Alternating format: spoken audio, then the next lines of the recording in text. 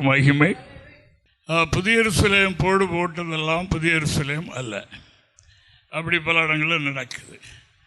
புதிய எருசலேம் என்றால் பூர்ணப்படுத்தக்கூடிய சத்தியம் திருச்சபையில் இருக்கு. சத்தியம்தான் ஒரு மனிதனை விடுதலையாக்கும், அவனை ரட்சிக்கும். வெறுமனை இயேசு இயேசு என்கிறதுனால் ரட்சிப்பு இல்லை. அந்த கூட்டம் இந்த உலகத்தில் ரொம்ப பெருகி இருக்கு. பொதுவாக இயேசு இயேசு என்று சொன்னால் போதும். எதிராக இயேசு விசுவாசி அப்பொழுது இன்னொன்று வீட்டாரும் ரட்சிக்கப்படும், அவ்வளோ போதும். அதுக்கு மேலே வேற ஒன்று வேண்டாம், விசுவாசித்தா போதும், ரட்சிப்பு. இதைத்தான் இன்று வலியுறுத்தி கொண்டு இருக்கிறார்கள். அதே வசனத்துக்கு கீழே 2 வசனத்துக்கு என்ன எழுதியிருக்குது? அந்த ராத்திரியிலே அவனோட வீட்டாரும் ஞானஸ்நானம் பண்ணப்பட்டார். இல்லையா? ரட்சிப்பு எல்லாம் அங்கே போதித்திருக்கு. எல்லாமே மொத்தமாக சொல்றது இல்லைல்ல. அப்படினால இயேசுவும் வருத்தப்படுகிறார். என்னென்றால், என்னை கர்த்தாவே கர்த்தாவே என்று சொல்லியும் நான் சொல்லுகிறபடி செய்யாமல் போகிறது என்ன? நமக்கும் தான், நம்மிலும் இருக்கும் சொல்ல இருக்கு. நல்லாதான் கர்த்தர் சொல்லுகிறபடி செய்கிறோமா? அதில் தான் இருக்குது. ஆனால் அப்படின்னால தேவனுக்கு மகிமை. தேவனுடைய திருச்சபை எப்படி எனக்கு இந்த நாளில் தெரிகிறது. வேகமான ஒரு சீர்திருத்தம் சபைக்குள்ளேயும் வெளியும் உண்டாகணும். அதை நாம் மக்களுக்கு காட்டணும். அதில் நமக்கு பகைமைகளோ, அதில் அவர்களால் கிடைக்கிற ஆதாயம் குறைந்து விடுமோ என்று எண்ணுகிறவர்கள் தேவ ஊழியர்களோ பிள்ளைகளோ அல்ல. இவர்களை இப்படி சொல்லிட்டா அவர்களுடைய ஆதரவு பெறுமோ? அப்படி எண்ணித்தான் விட்டு விட்டார்கள். கர்த்தருடைய பட்சம் என்று அவருடைய உள்ளத்தின் எண்ணங்கள் ஆதங்கத்தை நிறைவேற்ற ரொம்ப குறைந்தவர்கள் தான் இருக்கிறார்கள். அப்படினால அவர்களுக்கு உலகத்தில் நெருக்கடி உண்டு, பலவிதமான நெருக்கடிகள் உண்டு. தேவனுக்கு மகிமை. ஒரு இடத்துல, அதாவது அது ஒரு புனித ஸ்தலம், பிராமஸ் லேண்டு. தேவனுக்கு மகிமை. அதை அடைவதற்கு நாம் நடந்த நடைகள் ஏராளம். தேவனுக்கு மகிமை உண்டாவதாக. அங்கே நடக்கிற ஒரு தவறு கேள்விப்பட்டேன். அதனால் சம்பந்தப்பட்டவரை நான் கடுமையாக கண்டிக்க வேண்டியது ஆச்சு. அதனால் அவர் ரொம்ப ரொம்ப வருத்தப்பட்டதாகவும் என்னை பற்றி ரொம்ப சடைஞ்சு கொண்டதாக எனக்கு ஒன்றும் கவலை இல்லை. அதாவது நான் சொல்லுவேன், எருசலேமை கட்டுறது யாரு? எருசலேமை கர்த்தர் கட்டுகிறார். இதை மட்டும் எல்லாரும் தெரிஞ்சுக்கணும். ஒருவர் சொன்னார், நாங்கள் இல்லாவிட்டால் நீங்கள் என்ன பண்ணுவீங்க அப்படின்ட்டு. இருக்கட்டும், இதெல்லாம் பெரிய தடித்த வார்த்தைகள். அது நானும் நீங்களோ எவரோ இல்லை. எருசலேமை கட்டுகிறது கர்த்தர். கட்டி முடிப்பார், பூரணப்படுத்தி விடுவார். உலகத்தில் சாதாரணமாக வீடு கட்டுற மனிதன் கூட செல்லும் செலவை கணக்கு பார்த்து இத்தனை ஸ்கொயர் ஃபீட்டில் இத்தனை மாடியில் கட்டணும் என்றால் எவ்வளவு ஆகும் என்று அப்படிலாம் ஆரம்பிக்கும். இவர் ஒன்றும் தெரியாதவரை எருசலேமை கட்ட ஆரம்பித்திருக்கிறவர் யார்? எல்லாவற்றையும் தெரிந்தவர் தானே. ஆமாம். அப்படினால் எருசலேம் பிள்ளைகளே, எல்லோரும் இதை மனதில் வைத்து கொண்டு நான் சொல்வேன், எனக்கு நம்ம எல்லாருக்கும் ஒவ்வொரு வேலை தந்திருக்கு. அந்த வேலை குறைவில்லாமல் செய்திடணும், அவ்வளோதான். ஆனால் அதாவது வேற ஒன்றும் வேண்டாம். நான் என்னை குறித்து என்ன திட்டம், என்ன பொறுப்பு கொடுத்துருக்கார், அதை செய்து முடிச்சிடணும். அதுதான் எருசலேமுடைய நோக்கம். இல்லையா? கட்டுகிறது கர்த்தர். நான் ஒரு சங்கர் எடுத்து கொடுக்குறேன், சாந்து எடுத்து கொடுக்குற மாதிரி ஒரு வேலையில் இருக்கலாம். அதை சரியாக செய்யணும். அதில் நான் பேட்டா எத்தனை பேருக்கு நிற்கிறாங்க, கடவுள் வச்சிருக்கிறாரு அந்த இடத்தை நிரப்ப உடனே. இல்லையா? எருசலேம் வேலை தடைபடாது. நெகேமியாவோடு கூட இருந்து கட்டி முடித்த தேவன் நம்மோடு கூட இருக்கிறார். எல்லாருக்கும் ஒரு வேலை உண்டு. எனக்கு என்ன வேலை? எனக்கு வாட்ச்மேன் வேலை. வாட்ச்மேனா நீங்க அவ்வளவு ஈஸியா நினைக்கிறீங்க. எது ஆனாலும் இங்க என்ன காணாம போனாலும் பொறுப்பு வாட்ச்மேன் தான். ஆனபடினால இந்த அதுக்குள்ளே விலையேறப்பட்ட கோடிக்கணக்கான செல்வங்கள் இருக்கிறது. இதை காப்பது வாட்ச்மேனுடைய வேலை. நல்லது கெட்டது அறிந்துதான் உள்ளே விடணும், இல்லாவிட்டால் தடுத்து நிறுத்தணும். அந்த வேலை கர்த்தர் நமக்கு கொடுத்திருக்கிறார். நாம் கர்த்தரை ஆராதிக்கிறோம். எருசலேம் தேவனுடைய நகரம். தேவனுக்கு மகிமை. அப்படியே காலையில் அப்படியே படுத்துருக்க. எனக்கு நேச்சராக சூரிய ஒளியில் பார்க்குற மாதிரி தெரியுது. அங்கே ஸ்டேஷனில் இருந்து ஒரு பிள்ளை எங்கள் இடுப்பில் வச்சுட்டு வர்றார். இடுப்பில் வைக்கிற அந்த கிராமத்து மக்கள் தான் ரொம்ப பாசத்தில் இடுப்பில் வச்சுட்டு வருவாங்க. இல்லைன்னா வேறு மாதிரி குடுங்கையில் போட்டு தோளில் கொண்டு வருவாங்க. அப்படி தான் இருக்கும். அவ்வளவு பாசத்தில் அந்த பிள்ளையும் கொஞ்சம் இடுப்பில் வச்சுட்டு வர்றாரு. அப்படியே பார்க்குறேன். முகத்தை பார்த்தா சச்சுரமாக இயேசு கிறிஸ்துடைய முகம். ஆனால் பிள்ளை ஒன்று இடுப்பில் இருக்கு. எனக்கு ரொம்ப இதாக அல்லேலூயா.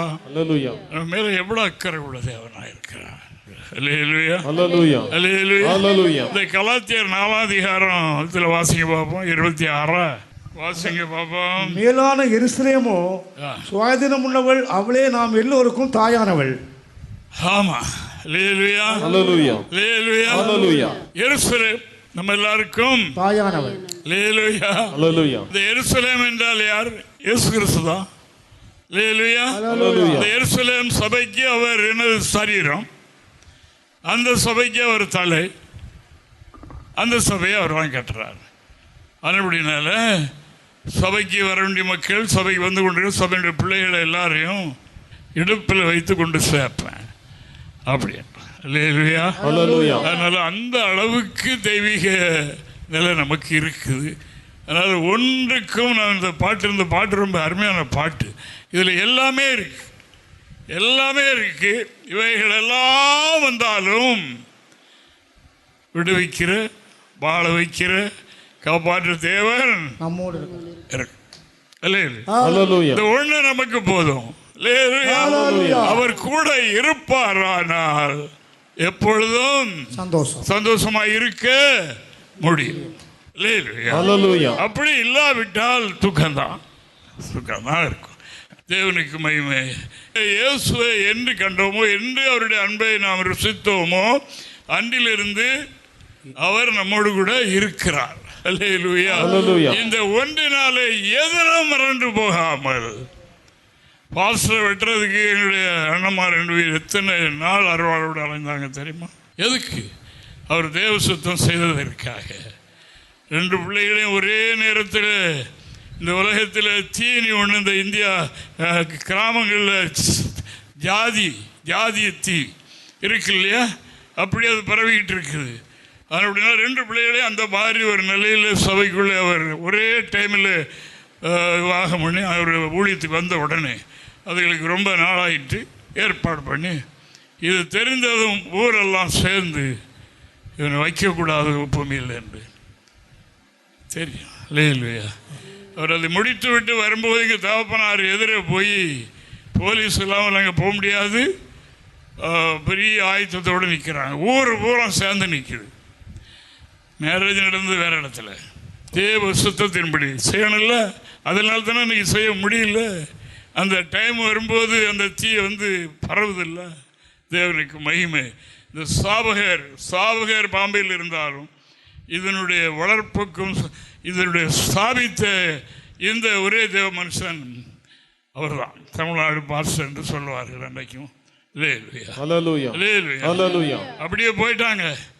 அப்போ சொல்லியிருக்காங்க, கடவுள் அவங்க செருப்பை கலத்தி போட்டு ஜெபம் பண்ணியிருக்காங்க, நீ பூவை நான் பார்த்துக்கிட்டேன். அப்போ மடியில் கொஞ்சம் சில்லறை நடந்துருக்கு, பாக்கெட்டில் எடுத்து தாப்பநாட்டை கொடுத்துட்டு போகிறேன். அப்படி ஒன்று நடந்தாலும் என்னுடைய கடைசி ஊழியம் இதுதாவாக இருக்குமானால் அப்படி ஆகட்டும். இப்படித்தான் முடிவடைய போகிறவர்களாகட்டும். தேவ சுத்தம் செய்து போவேன்.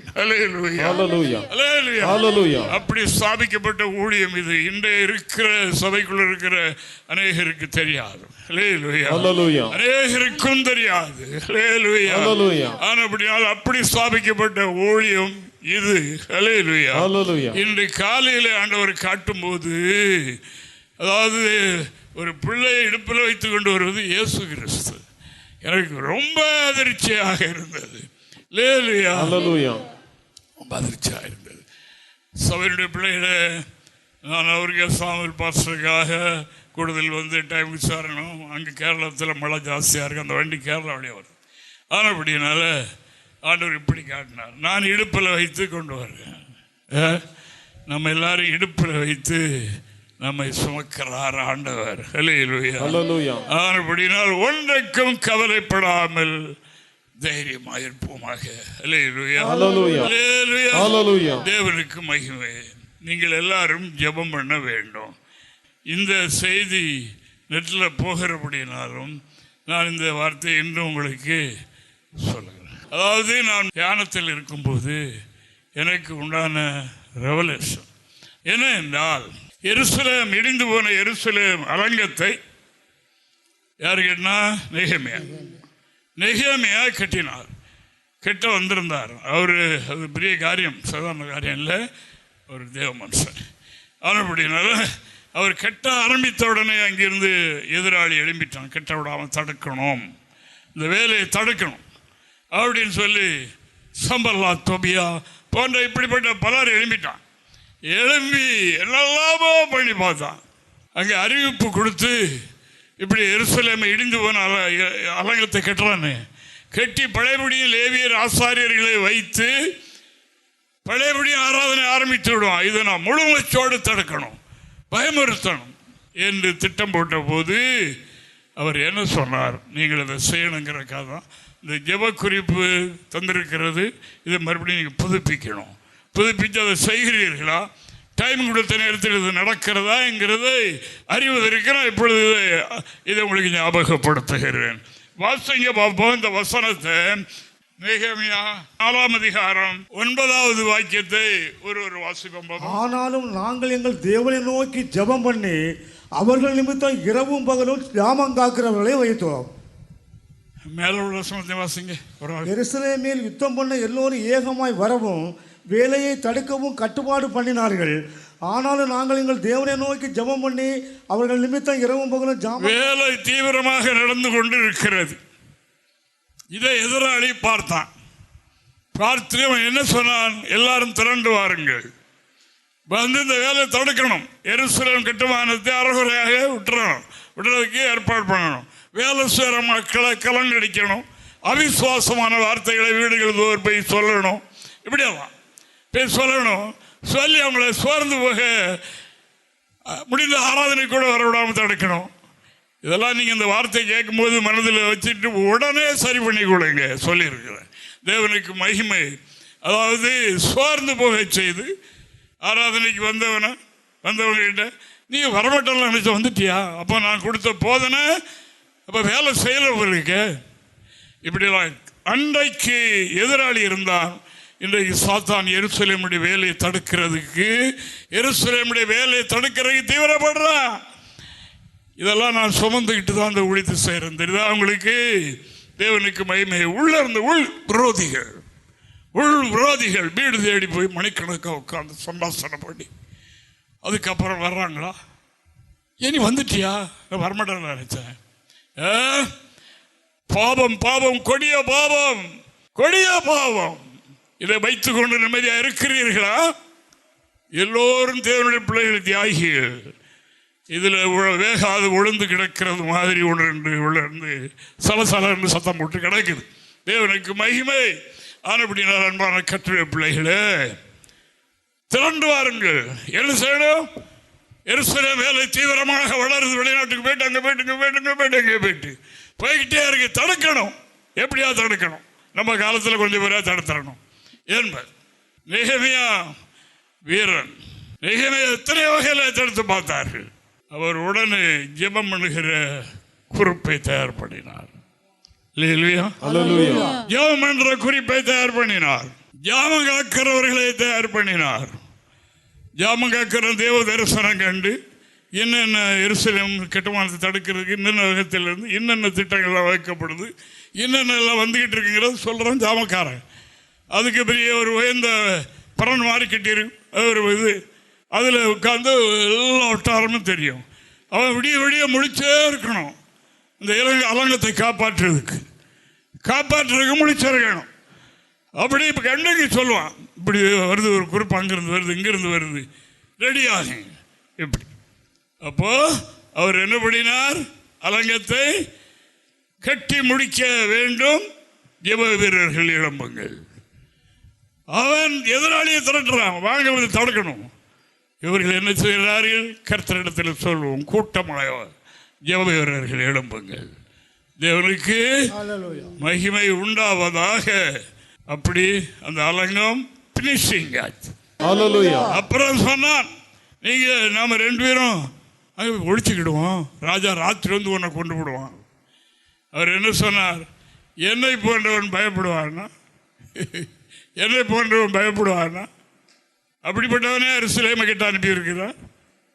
தேவனுக்கு மகிமை. அல்லேலூயா. கட்டி முடித்தார், தேவனுக்கு மகிமை உண்டாயிற்று. இந்த கடைசி காலத்தில் அலங்கம் கட்டுற வேலை இல்லை, எருசலேமே கட்டப்படுகிறது. அல்லேலூயா. ஆண்டவருடைய நாளில் வருகையில் எடுத்துக்கொள்ளப்படுவது கர்த்தருடைய எருசலேம். எருசலேம் நம்பிக்கை தானா? நம்பிக்கை தானா? ஆமா. அப்போஸ்தலனாகிய யோவானை ஆவியானவர் அழைத்து, இங்கே ஏறி வா, இதுல இருந்துகிட்டு எட்டி பார்க்காத, மேல ஆவிக்குறிச்சதில் ஸ்டெப் ஏறி வா, ஆட்டுக்குட்டியானுடைய மனைவியே என்று சொன்னார். தேவனுக்கு மகிமை உண்டாவதாக. அப்படித்தான் சொல்லிக் கொடுக்கிறீங்களா மற்றவங்களுக்கு? எங்கும் உண்டு என்று சொல்லிக் கொடுக்கிறீர்களா? தேவனுக்கு மகிமை உண்டாவதாக. அவர் மேலே ஏறி போனார். அங்கே என்னத்தை கண்டார்? மகிமை அடைந்த எருசலேம் மேலே இருந்து இறங்கி வருகிறதை கண்டார். அல்லேலூயா. இது ஆட்டுக்குட்டியானவருடைய மனைவி, பேர் என்ன? எருசலேம். மகிமை அடைந்த எருசலேம் மேலே இருந்து இறங்கி வந்தது, அதை கண்டார். தேவ தரிசனம் உடையவர்கள் தான் இதெல்லாம் அறிய முடியும். இல்லாம வேதத்தை 1000 தடவை படித்தாலும் சரி, ஒன்றும் தெரியாது. வேதத்தை அறிய வேண்டும் என்றால் அதற்கு ரெவலேஷன் வேணும், சும்மா அறிய முடியாது. தாவீது ராஜா கண் தெரியாதவர், அவர் வேதத்தை திறந்து வைத்துக் கொண்டு என்ன செய்ய பண்ணுவார்? வேதத்தின் மகத்துவங்களை பார்க்கும்படி கண்ணை திறக்கும் வெளிப்படுத்தல் வேணும். சும்மா நான் இத்தனை தடவை படிச்சிருக்கிறேன் சொன்ன உடனே எடுத்து வாசல் கிடையாது. தேவனுக்கு மகிமை. தேவ தரிசனம் உடையவர்கள் தான் இன்று சபையை பற்றி, இயேசுவை பற்றியும் அறிய முடியும். கேளுங்கள் அன்பானவர்களே, கேளுங்க. ஆண்டவர் எவ்வளோ பெரிய காரியங்களை செய்தார். செய்துவிட்டு அவர் இந்த அற்புதங்களை செய்திருக்கிறார் வரல, இது மூலமாக இவர் யார் என்று தெரிந்து கொண்டு அதை பெற்றுக் கொள்ளணும். எனக்கு தான் அவர் வந்தார்.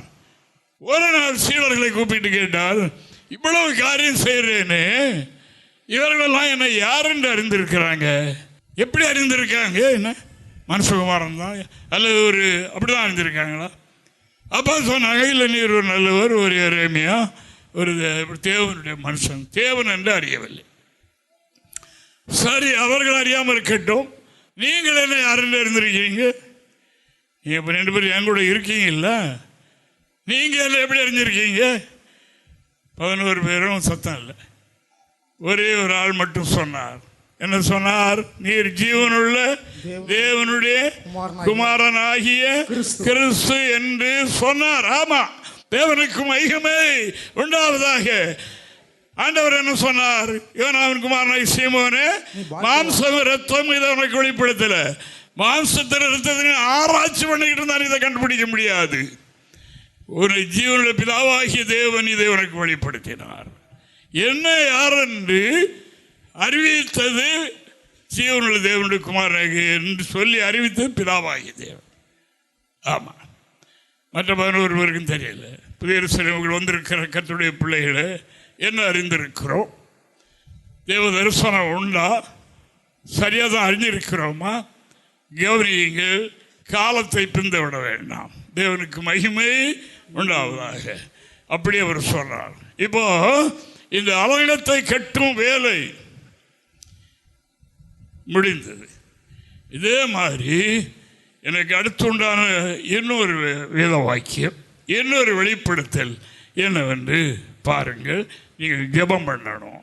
எருசலேமை கட்ட விடாது திறக்க அவன் 2 ஆட்களை திரட்டுறான் ஆவியில். நாம் கவனமாக இருந்து ஜெபம் பண்ண வேண்டும் என்று இறைவாக்கு சொல்கிறது. அதற்காக ஆண்டவருக்கு நன்றி செலுத்துகிறேன். 2100 வசனம் மட்டும் வாசித்து வாசிங்க. 2 நாளாகவும் 18ஆம் அதிகாரம் 30வது வாக்கியத்தை வாசிக்கலாம். சீரியாவின் ராஜா தனக்கு இருக்கிற ரதங்களின் தலைவரை நோக்கி, நீங்கள் சிறியவரோடும் பெரியவரோடும் யுத்தம் பண்ணாமல் இஸ்ரவேலின் ராஜா ஒருவனோட மாத்திரம் யுத்தம் பண்ணுங்கள் என்று கட்டளையிட்டிருந்தார். தேவனுக்கு மகிமை உண்டாவதாக. இப்போ சீரியாவின் ராஜா சீரியாவினுடைய படைகளோடு யுத்தம் பண்ணுவதற்காக ரெடியாகிற இங்கே இஸ்ரவேல் ஜனங்களும் ரெடி. அங்கே சீரியா ராஜா தன்னுடைய ஜனங்களுக்கு அந்த ரதத்தின் சாரதி, ரதத்தின் தலைவன், அதாவது கேப்டன் என்று சொல்கிற மாதிரி அப்படிப்பட்டவர்களிடத்தில், அந்த ரதங்களில் இருக்கிற தலைவர்களிடத்தில் அவர் என்ன சொன்னார் என்று சொன்னால், நீங்கள் சின்னவர்களோடும் பெரியவர்களோடு யுத்தம் பண்ண வேண்டாம். யாரோட யுத்தம் பண்ணணும்? ராஜாவோடு மட்டும் யுத்தம் பண்ணணும். அவனை அடிச்சுட்டாச்சுன்னா ஜனங்களாம் ஓடிடுவாங்க.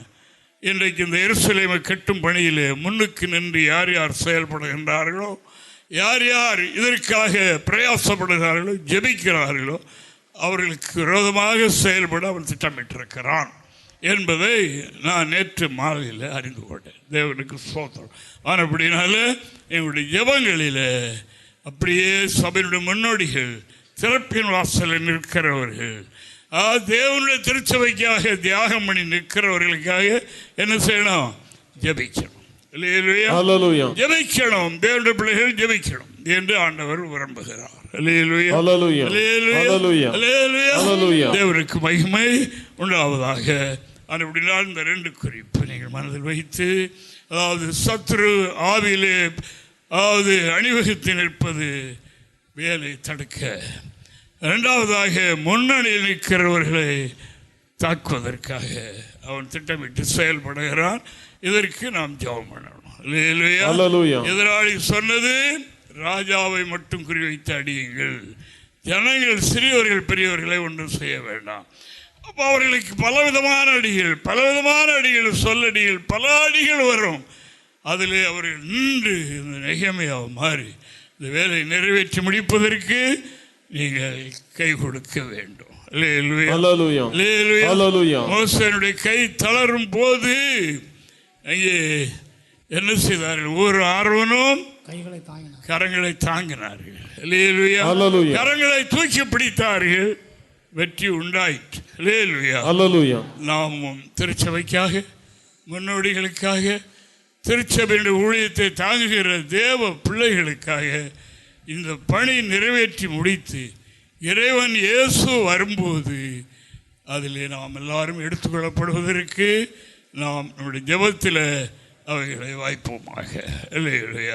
அதற்காக நாம் ஜெபிப்போமாக.